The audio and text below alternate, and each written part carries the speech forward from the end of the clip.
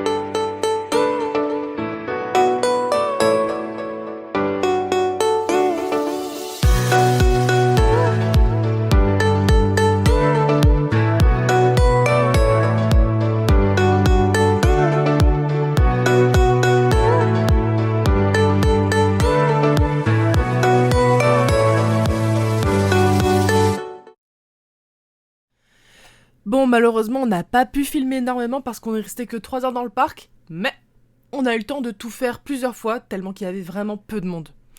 Et franchement, on a beaucoup aimé. Le gros point de positif de ce parc, c'est son cadre. Depuis la zone d'entrée, on peut voir la cascade de Caux qui donne tout de suite un charme particulier au parc. Le relief et la végétation abondante autour du parc donnent un aspect très proche de la nature et c'est trop mignon. Dès notre arrivée, on s'est tout de suite dirigé vers Vicky the Ride qui est un spinning familial plutôt sympathique mais bon, c'est pas incroyable non plus, c'est vraiment destiné aux familles et surtout aux enfants.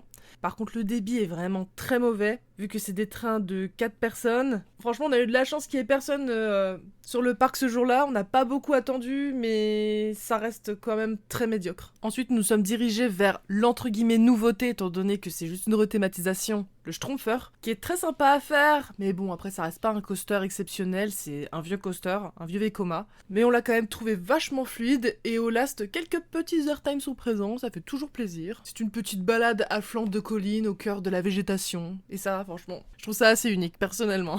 En tout cas, je pense que ça peut être une très bonne première approche des coasters pour les enfants. Sinon, mention spéciale pour le karting, ça fait toujours plaisir de pouvoir en faire un dans un parc.